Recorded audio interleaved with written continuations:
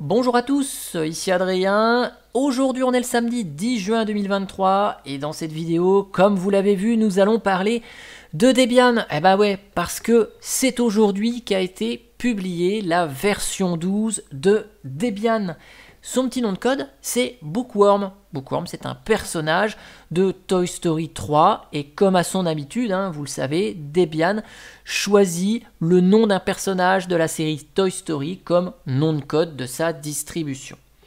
Alors, vous allez voir ici le processus d'installation en mode accéléré puisque l'outil d'installation n'a pas vraiment changé depuis de nombreuses années quand même. En tout cas d'un point de vue visuel, et c'est encore le cas avec cette Debian 12. Alors bien sûr, dessous, l'outil d'installation évolue avec, il y a quelques années déjà, la prise en charge de l'UEFI, évidemment, mais ça, vous ne l'avez pas vu visuellement. L'outil d'installation, c'est toujours la même chose.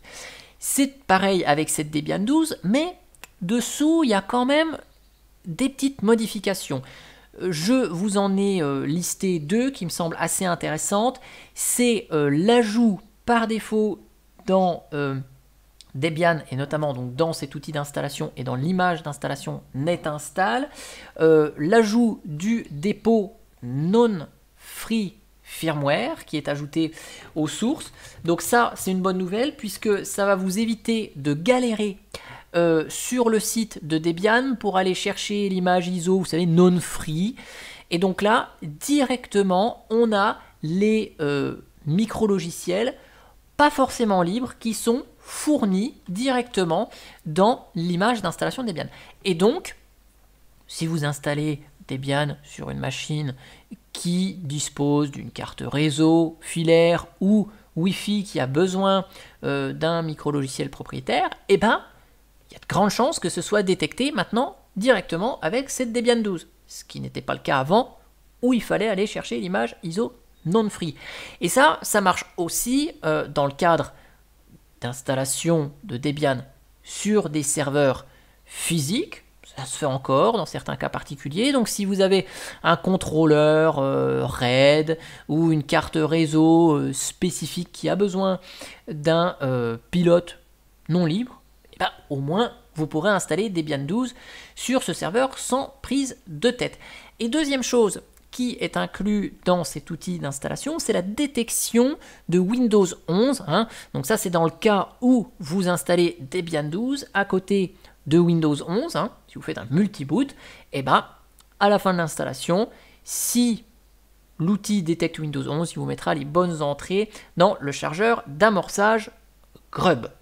Cette version de Debian 12 n'a rien d'extraordinaire dans le sens où les nouveautés qu'on va voir ici, elles sont déjà présentes dans d'autres distributions Linux, Fedora, Arch Linux, Ubuntu depuis de nombreux mois. Mais ça c'est normal parce que la philosophie de Debian c'est la stabilité. Et casser une Debian stable, c'est pas possible. Vous mettez à jour votre système, vous installez les logiciels en provenance des dépôts de Debian, et bien vous ne pouvez pas casser Debian parce que c'est stable. Si vous arrivez à endommager votre système Debian, c'est simplement parce que vous avez modifié des fichiers de configuration en tant que super utilisateur, vous avez fait n'importe quoi, vous avez installé un fichier deb en provenance de je ne sais pas où, et ça vous a cassé le système. Mais casser Debian, ce n'est pas possible. Alors, même si Debian est utilisé énormément sur des serveurs et par conséquent sans interface graphique, Debian propose de nombreux environnements de bureau. C'est d'ailleurs ce que j'ai fait ici dans cette installation accélérée où j'ai laissé l'environnement de bureau sélectionné et l'environnement de bureau par défaut, c'est GNOME.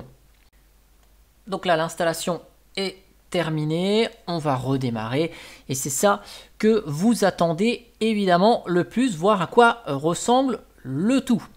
Et nous voici sur cette Debian 12 fraîchement installée qui est propulsée par le noyau ici 6.1, dernier noyau LTS au moment où cette Debian 12 est sortie, ce qui fait que on passe de Debian 11 avec son noyau 5.10 à Debian 12 noyau 6.1. Noyau LTS, on l'a rappelé, Debian, c'est la stabilité, stabilité, stabilité, donc noyau LTS. Ce noyau 6.1 va permettre évidemment de supporter du matériel plus récent, mais aussi d'améliorer les performances dans certains cas, puisque si vous vous rappelez, avec le noyau 5.16, on a eu l'introduction du patch F-Sync qui permet notamment d'améliorer grandement les performances dans les jeux vidéo. Donc si vous êtes gamer, vous allez pouvoir jouer en toute sérénité avec Debian 12, d'autant plus que si vous possédez une carte graphique Nvidia, vous allez avoir le pilote 525 qui va donc supporter les derniers modèles.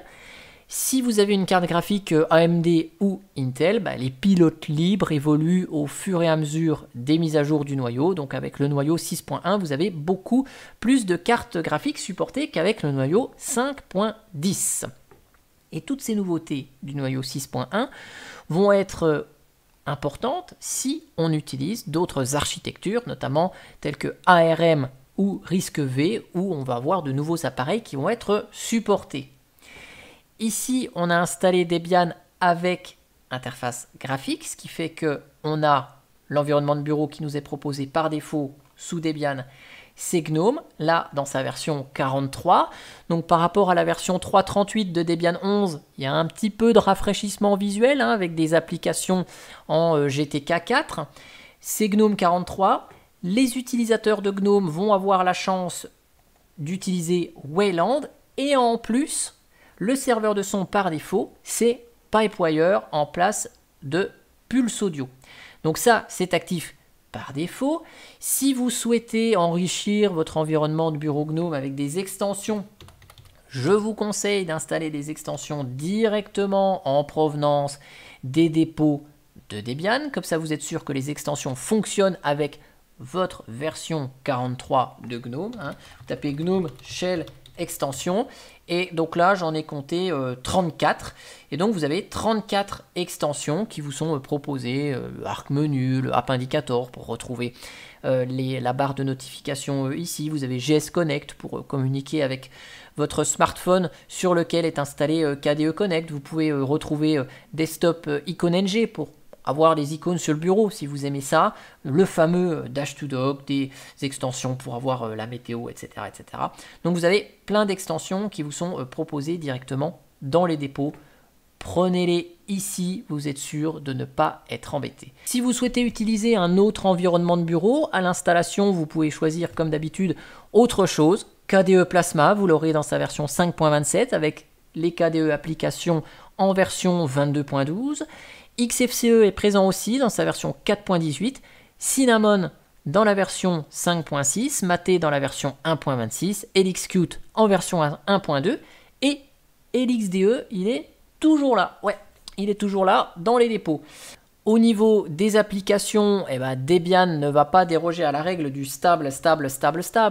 Firefox, on a la version ESR, c'est une version LTS de Firefox, qui va donc être ici présente en version 102. Et depuis la version 102, on n'a que les correctifs de sécurité. On n'a pas les nouvelles fonctionnalités de Firefox. Et à la prochaine version ESR, on aura toutes les nouvelles fonctionnalités depuis la version 102. Pour la suite bureautique qui est livrée par défaut, c'est LibreOffice.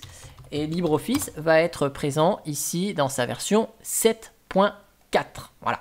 Donc LibreOffice 7.4 qui restera figé dans cette version pendant tout le cycle de vie de Debian 12 et de manière globale toutes les applications qui sont fournies dans cette Debian 12 sont globalement les dernières versions en date de fin 2022 et vont rester dans ces versions là jusqu'à la fin de vie de Debian 12. Après, côté outils de développement, ça peut intéresser les développeurs. Python va passer de la version 3.9 à la version 3.11 et surtout Python 2 est définitivement abandonné dans cette Debian 12. Il n'y a effectivement plus de support depuis plus de 2 ans, mais là il n'y a plus de Python 2 dans Debian 12. Java avec OpenJDK passe de la version 11 à la version 17, qui OpenJDK 17 est une version LTS, on est toujours dans le stable. Perl va passer de la version 5.32 à 5.36, hein, vous savez, j'adore Perl, donc je ne peux pas ne pas le mentionner. Node.js va passer de la version 12 à 18, et PHP passe de 7.4 à 8.2. Donc attention, si vous utilisez Debian en mode serveur, que vous mettez à niveau votre Debian 11 en Debian 12, vous passez à un PHP 8.2. Donc vérifiez bien que vos applications web fonctionnent avec cette version très récente de PHP. Alors j'en ai peut-être oublié des outils de développement, je vous ai cité ceux que j'utilise le plus ou que je connais.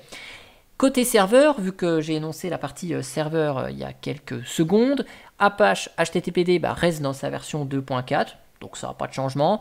NGINX, que j'arrive jamais à prononcer, passe de la version 1.18 à la version 1.22. Si vous utilisez un load balancer HAProxy, vous passez de la version 2.2 à 2.6. Samba pour le serveur de fichiers va passer de la version 4.13 à 4.17. MariaDB pour ce moteur de base de données va passer de la version 10.5 à 10.11. Je pense pas que ça impacte beaucoup. Par contre, pour les utilisateurs de PostgreSQL, attention, on passe de la version 13 à la version 15, ce qui peut demander une certaine vigilance en fonction de vos applicatifs. Et dans le cas de systèmes de fichiers distribués avec GlusterFS par exemple, eh bien, vous passez de GlusterFS 9.2 à 10.3. Le processus de mise à jour est manuel. Si vous êtes sur Debian 11, vous n'allez pas passer sur Debian 12 automatiquement. Il va falloir changer le nom de code dans les fichiers source.list, etc. Si vous voulez, on va en faire une vidéo prochainement de ce processus de mise à niveau de Debian 11 vers Debian 12. Il est vrai que les notes de version de Debian, je ne les trouve pas aussi claires que celles de Fedora ou de Red Hat. Alors j'ai fait une petite synthèse de ce qui me semblait intéressant de vous dire. J'espère que ça vous aura plu. Et moi, je vous dis à bientôt pour une prochaine vidéo. Allez, ciao, ciao, bye bye.